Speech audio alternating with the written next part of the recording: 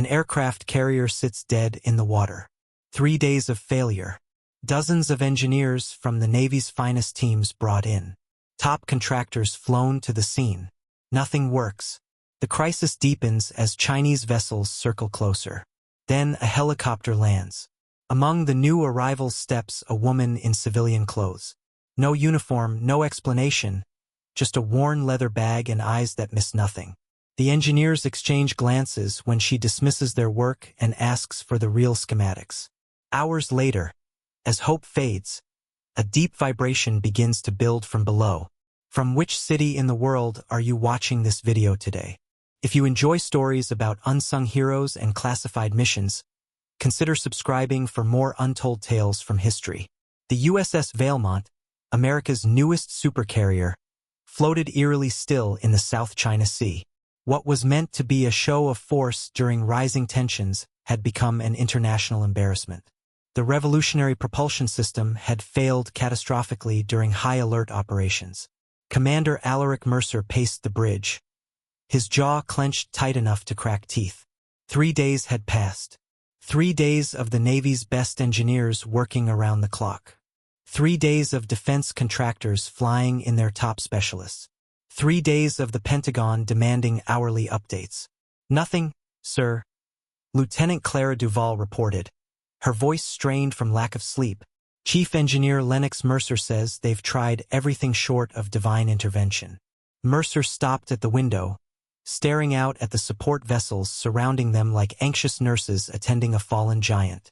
Beyond them, the horizon remained clear for now, but satellite intel confirmed Chinese vessels were approaching, staying just outside the perimeter that would constitute a provocation. We need options, Lieutenant, Mercer said. The longer we sit dead in the water, the more Beijing thinks we're vulnerable. Yes, sir. Admiral Henrik Volkov is in engineering now with the Lockheed team. Mercer nodded grimly. When Indo-Pacific sends an admiral personally to oversee a technical issue, the situation had moved well beyond concerning. In the cavernous engineering bay below, dozens of exhausted specialists in naval uniforms and corporate polos huddled around schematics and diagnostic screens. Arguments broke out occasionally, quickly hushed, but indicative of mounting frustration. The neural network controlling the propulsion matrix is rejecting all override attempts. A Lockheed Martin specialist explained to Admiral Volkov, who towered over the assembled experts with a stern expression that had barely changed in 3 days. It's like it's been programmed to fail this way. Volkov's expression darkened. Are you suggesting sabotage? I'm suggesting we're out of conventional solutions, sir. The Admiral turned to Chief Engineer Lennox Mercer, a brilliant Nigerian-American who had helped design parts of the propulsion system. Your assessment? Mercer wiped sweat from his brow. Something is fundamentally wrong at the algorithmic level. We keep running diagnostics, but it's as if the system is hiding the problem from us. That's not possible, another engineer interjected. Systems don't hide problems. This isn't a conventional system, Mercer replied. The quantum processing core makes decisions faster than we can track them. That was the whole point of the design. Volkov stepped away, speaking quietly into his secure phone. The conversation was brief but intense. When he returned, his face was a carefully composed mask. Washington is sending one more specialist team. They arrive tomorrow morning.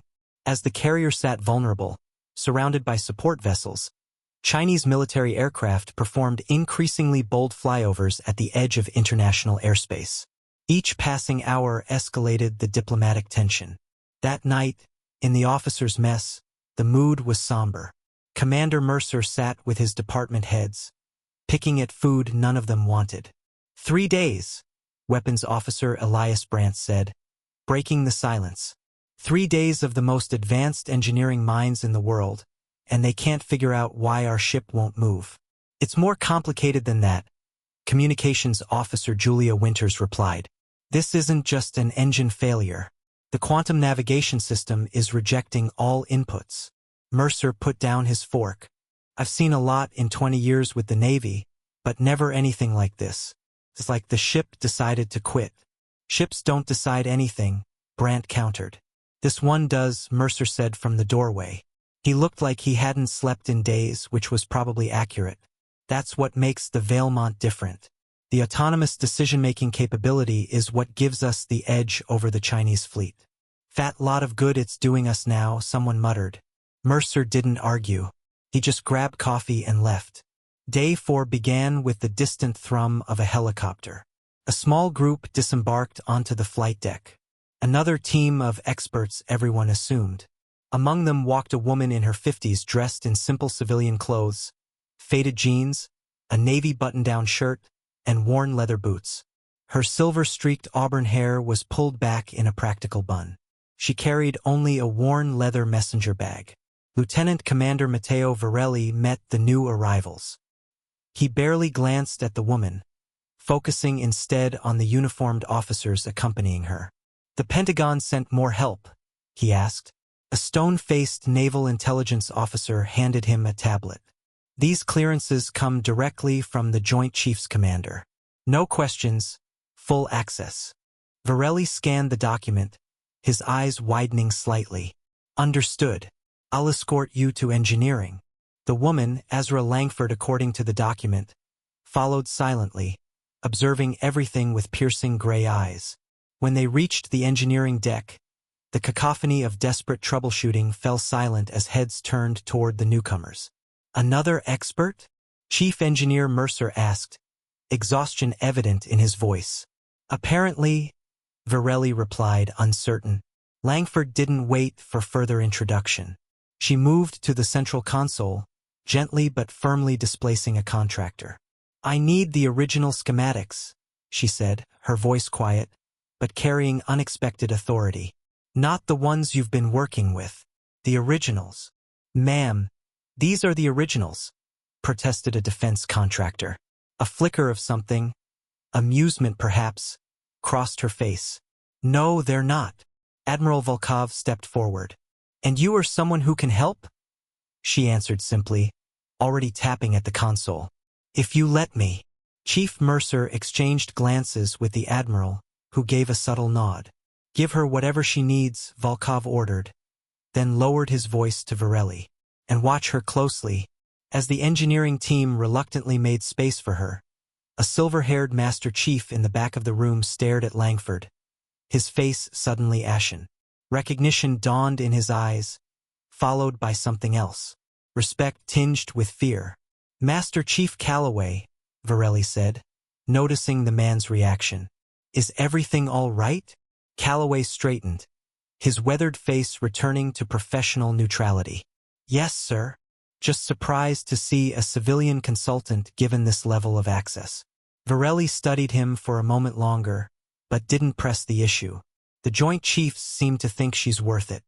Langford worked methodically, speaking only to request specific information or access to secured systems.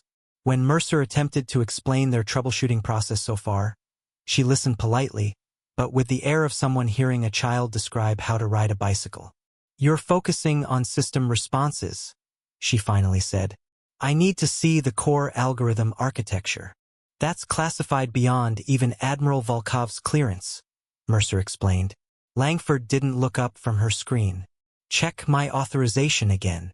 Mercer did, and his expression changed from skepticism to confusion. "How do you have Omega-level clearance?" She didn't answer, simply waited until he reluctantly entered his authentication codes to unlock the most protected layers of the ship's operating system. Hours passed. The engineering team continued their work around her, but with decreasing confidence and increasing curiosity about the quiet woman who seemed to understand systems they had spent years designing. By evening, Commander Mercer received the latest update from Varelli. "Nothing new to report, sir. The civilian woman is still working, but hasn't shared any findings." "Who is she?" Varelli shook his head. "Her credentials check out, but there's something odd. When I ran a deeper check on her name, all I got was a classified firewall." Mercer frowned. "Keep an eye on her. The last thing we need is someone making this situation worse." On the bridge, tensions were rising as reports came in of Chinese naval vessels moving closer to the carrier group. "They're testing us," Tactical Officer Marcus Lambert said, pointing to the radar screen, probing our defensive perimeter to see how we'll respond. "Maintain alert status," Mercer ordered, "but no aggressive posturing." Last thing we need is to provoke them while we're stuck here. As night fell, most of the engineering team rotated out for a few hours of much-needed rest. Langford remained hunched over her console, requesting only coffee and occasional clarification about specific system elements. Near midnight, Master Chief Calloway returned to engineering with 2 cups of coffee. He placed one silently next to Langford, then stood watching her work. After several minutes of silence, she spoke without looking up. "It's been a long time, Master Chief. You remember me?" "I remember everyone on the Thresher too." Calloway's voice dropped to a whisper. "No one's supposed to know that name. And yet, here we are."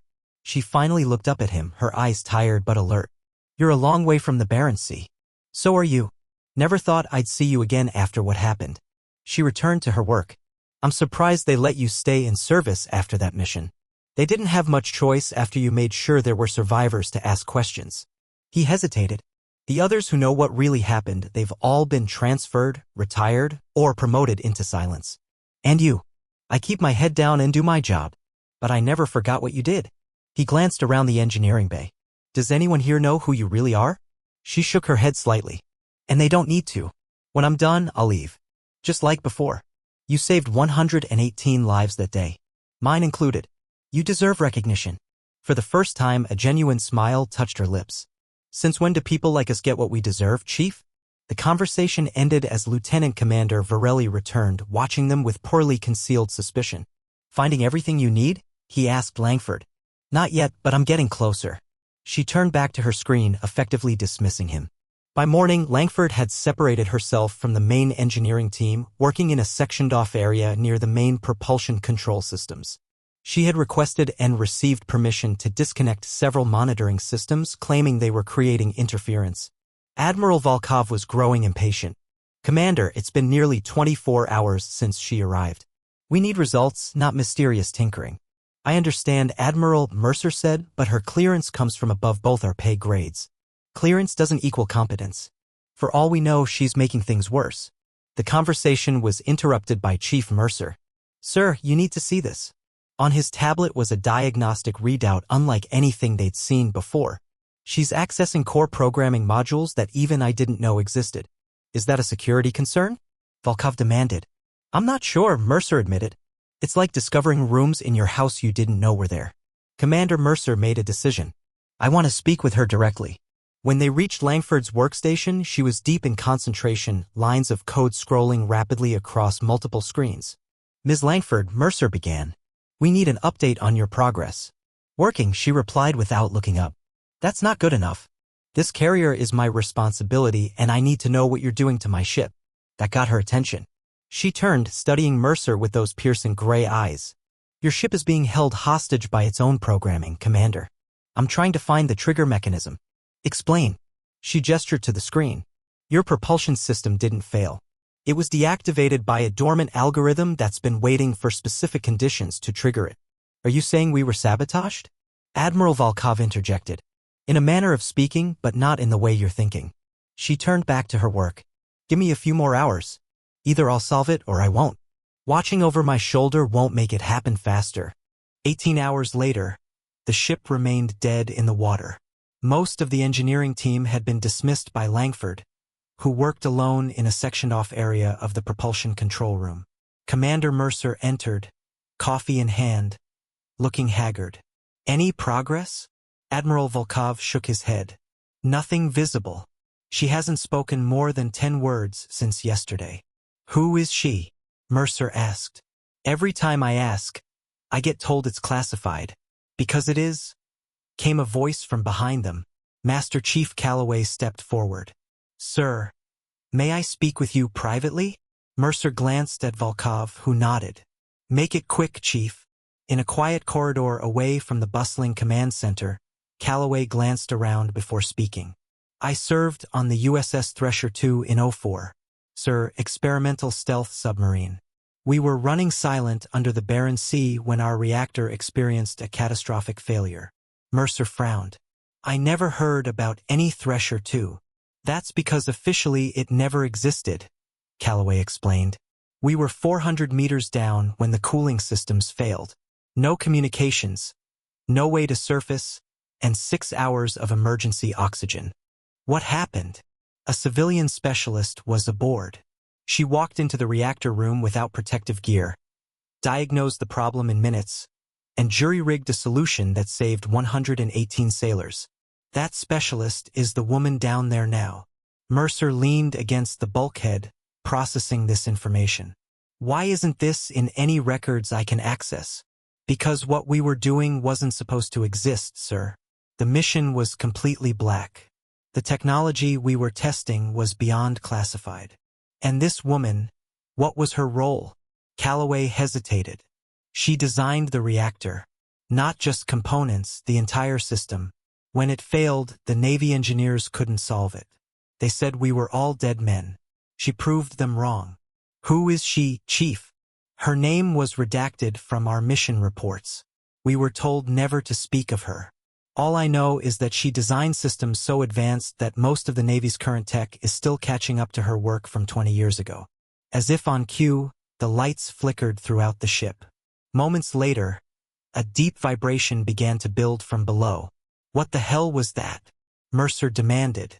Before Calloway could answer, the ship-wide communication system crackled. Bridge, this is engineering. Something's happening with the propulsion systems. Mercer and Calloway ran back toward the engineering section, joined by Admiral Volkov from the command center. As they rushed through the corridors, they could feel the subtle change in the massive vessel, like a sleeping giant stirring.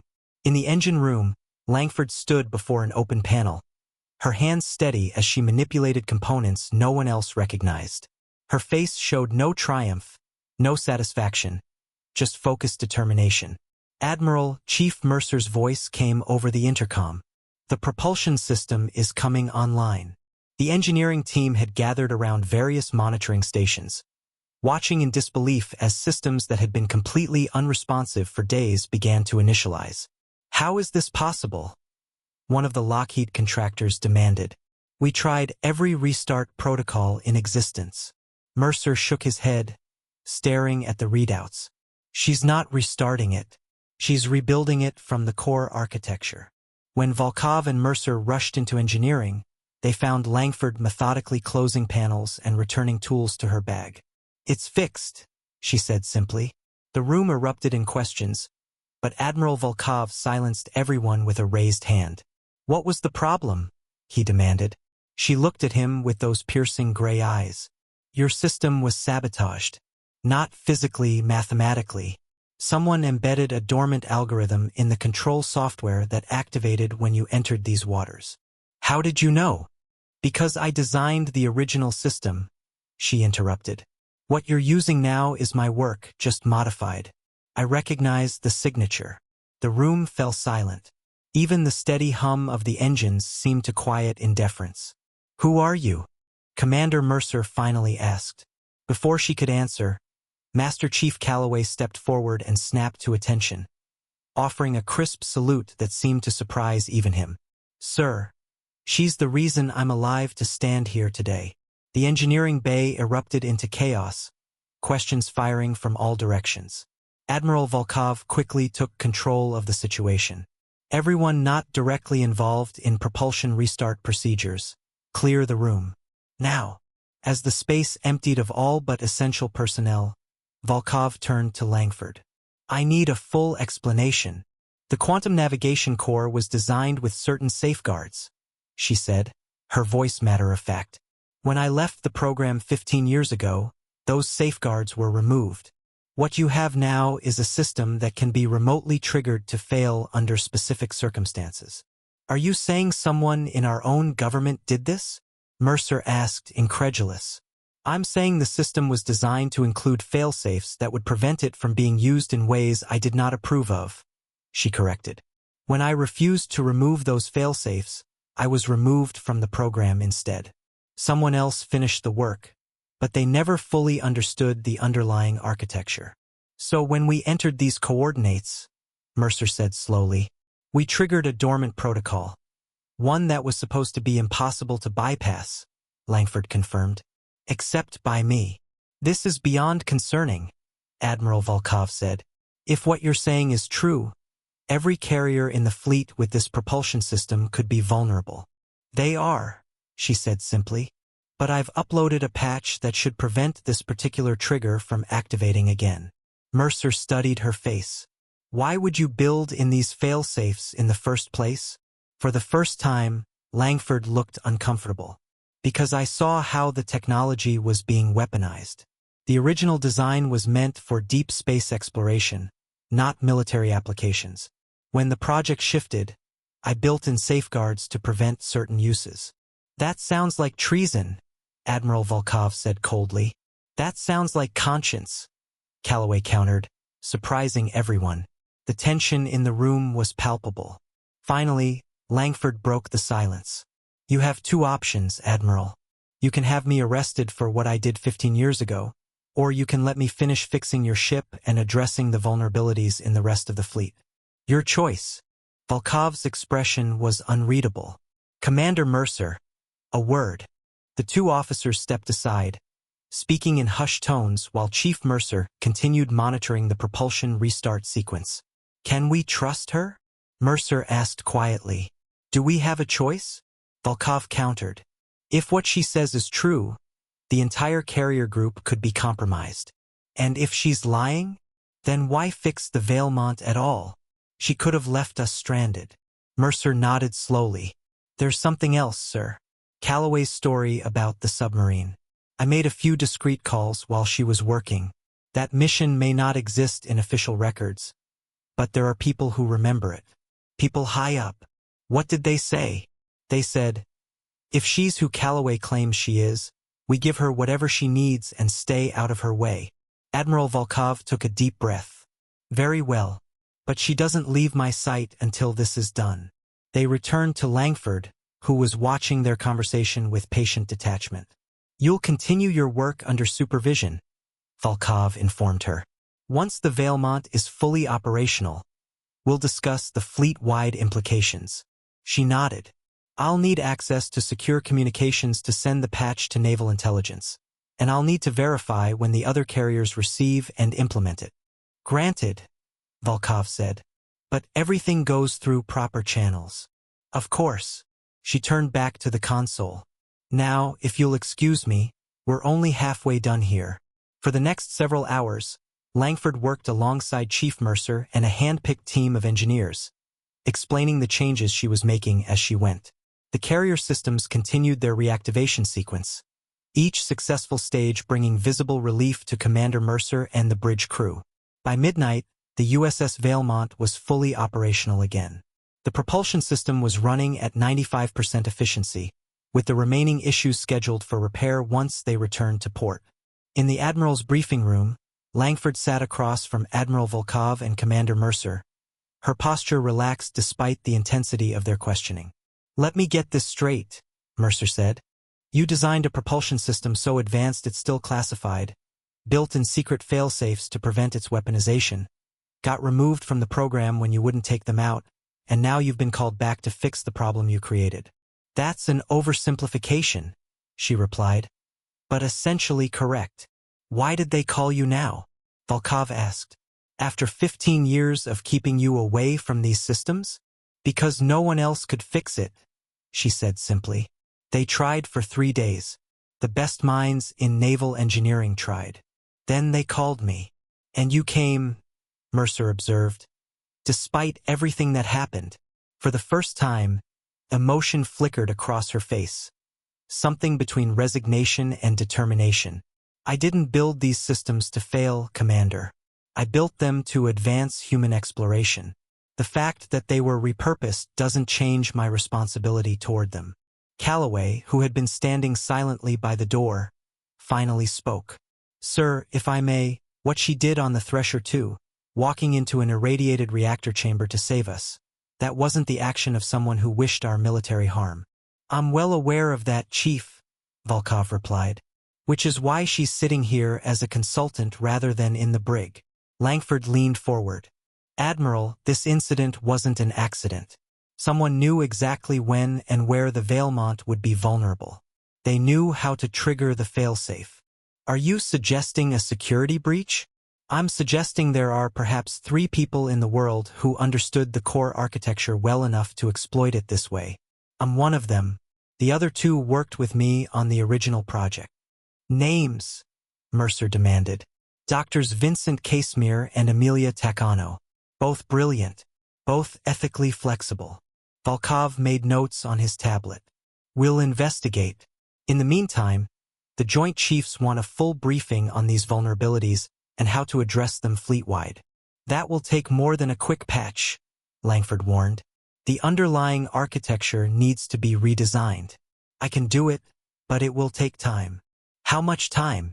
A month, maybe 2, depending on how much resistance I get from the contractors who modified my original design. Mercer and Volkov exchanged glances. You understand this means you'll be working with military oversight for the foreseeable future, Mercer said. I expected nothing less. She stood up. Now, if you don't mind, I've been awake for nearly 40 hours. I'd like to rest before we reach port. As she turned to leave, Commander Mercer asked one final question. Why did you do it? Build in the fail-safes, knowing what it might cost you. She paused at the door. Because technology without conscience is just weaponry, Commander. And I didn't become an engineer to build better ways to kill people. After she left, escorted by Master Chief Calloway to guest quarters, Admiral Volkov let out a long breath. What do you make of her? He asked Mercer. Brilliant, principled, and dangerous, Mercer replied. Exactly the kind of person our military both needs and fears. Keep her close, Volkov ordered, and make sure she has everything she needs. If she's right about this being a targeted attack, we need to be prepared for the next one. As the USS Valemont powered up to full capacity, preparing to resume its mission, Azra Langford packed her few tools into her worn leather messenger bag. Admiral Volkov approached her workstation, his earlier suspicion replaced with careful respect. The Joint Chiefs want to speak with you directly. They're arranging secure communications now. That won't be necessary, she replied without looking up from her packing. Tell them the sabotage signature match is Project Lazarus. They'll understand. Volkov's eyebrows rose slightly. Project Lazarus was terminated 15 years ago. No, she corrected gently. It was rebranded. Look deeper into the quantum navigation initiative that followed. Same research, different name, fewer ethical constraints. Volkov studied her face. You were the lead designer. I was, she acknowledged, until I realized what they intended to do with my work. A young helicopter pilot appeared at the door of the engineering bay. Ma'am, your transport is ready. As she shouldered her bag, Commander Mercer stepped forward, having overheard the exchange. You're leaving? Just like that. My work here is done, she said simply. But we don't even know your name. Your real name. A hint of a smile touched her lips. That's the point, Commander. Mercer shook his head in disbelief. You just saved a $12 billion carrier and potentially prevented an international incident. There should be recognition. Commendations. I've seen how the Navy handles recognition for classified operations, she replied. Trust me, this is better for everyone. On the flight deck, as she walked toward the waiting helicopter, Master Chief Calloway stood at attention. One by one, the sailors who witnessed her work joined him, forming an impromptu honor guard. A salute rippled down the line. Unofficial, unordered, but deeply felt. Langford paused, clearly surprised by the gesture. For a brief moment, her composed demeanor faltered, revealing something vulnerable and human beneath the technical brilliance. She returned the salute crisply, then continued to the helicopter without looking back. Admiral Volkov stood with Commander Mercer, watching the aircraft lift off into the morning sky. Will we see her again? Mercer asked. If we're very unlucky, Volkov replied. People like her only appear when systems fail catastrophically. That doesn't seem fair, sir. Fairness has nothing to do with it, Commander. Some people serve in the light, receiving medals and public recognition. Others serve in shadows so deep even their names become classified. Both are necessary. As the helicopter disappeared into the distance, the massive carrier began moving forward for the first time in days, its propulsion systems functioning flawlessly. 2 weeks later, in a classified briefing room at the Pentagon, Admiral Volkov delivered his report on the incident to the Joint Chiefs and the Secretary of Defense.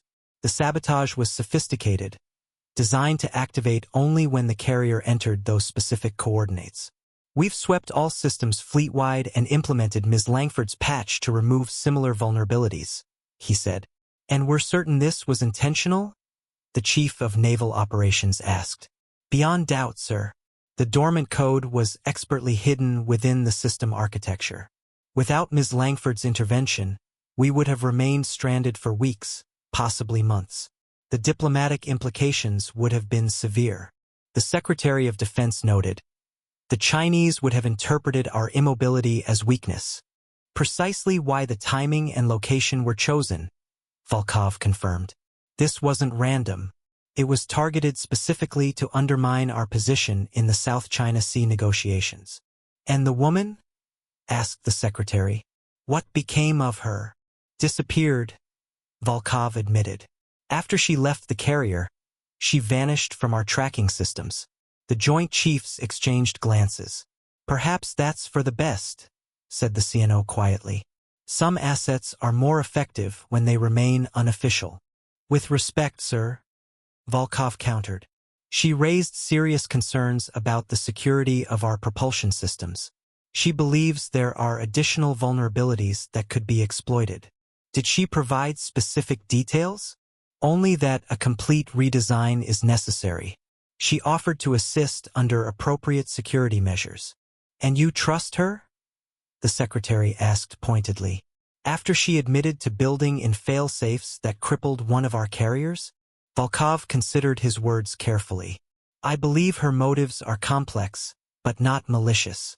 The fact remains, sir, that when called upon to fix the problem, she did so without hesitation. Even though she created it, someone muttered. She created safeguards against weaponizing technology designed for exploration, Volkov corrected.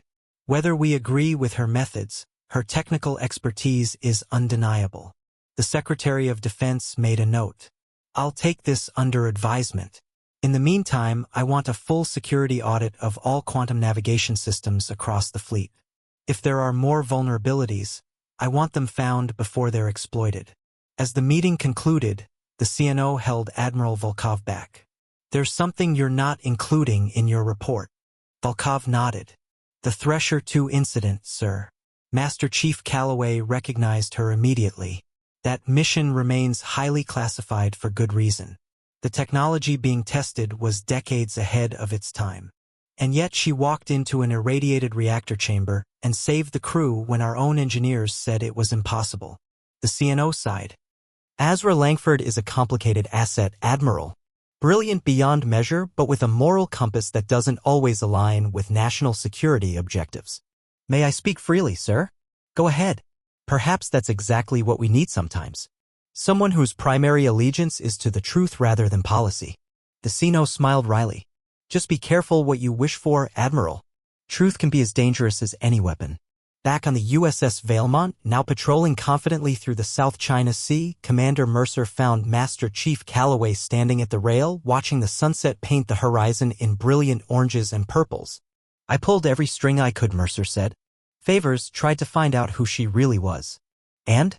Calloway asked, though his expression suggested he already knew the answer. Nothing. It's like she never existed. Every record I could access had redactions or just blank spaces where her information should be. Calloway nodded, unsurprised. Some people don't need recognition, sir. They just do what needs to be done. But she saved an entire carrier. Possibly prevented an international incident. She deserves something. With respect, Commander, Calloway interrupted. People like her aren't looking for medals or acknowledgement. They're the quiet guardians most will never know about. Mercer leaned against the rail, watching the water churn below. Did she say anything to you before she left? Anything about where she was going? Only that she'd be watching. That if her patch didn't hold, she'd know before we would. That's not very reassuring. Calloway chuckled. It wasn't meant to be, sir. She's not a reassuring person. Just an effective one. In the following weeks, the Valemont completed its mission in the South China Sea without further incident. The propulsion system functioned flawlessly, performing even better than before the failure. Chief Engineer Mercer conducted a thorough analysis of the changes Langford had made. "It's elegant," he explained to Commander Mercer during his report. "She didn't just fix the problem, she improved the entire architecture. We're seeing a 12% increase in efficiency and better response times across all systems. Could we replicate these improvements across the fleet?" "We're already working on it, sir.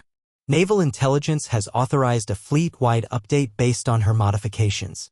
"Any progress on identifying the source of the sabotage?" Mercer's expression darkened. "That's been more challenging. The code was sophisticated, multiple layers of encryption. But we did find something interesting." He pulled up a file on his tablet showing a complex mathematical equation buried deep within the system architecture. "This signature doesn't match any known programming style in our database, but according to Ms. Langford's notes, it bears similarities to work being done by a Chinese quantum computing lab." Mercer studied the equation, though the advanced mathematics was well beyond his understanding. "So, we're looking at Chinese sabotage?" "Not necessarily," Mercer cautioned. "The signature could have been planted to implicate them." Ms. Langford flagged it as suspiciously convenient in her notes. "Meaning?" "Meaning someone wanted us to think it was the Chinese. Which makes me suspect it wasn't." Mercer rubbed his temples. "Keep digging. I want answers." 6 months later, Commander Alaric Mercer was summoned to Washington for a classified briefing. The meeting took place not at the Pentagon but in an unmarked office building in Arlington. When he arrived, he was surprised to find Admiral Henryk Volkov already there, along with several high-ranking intelligence officials he didn't recognize. Commander Volkov greeted him. "Thank you for coming on short notice." "Of course, sir. Though I'm not sure what this is about."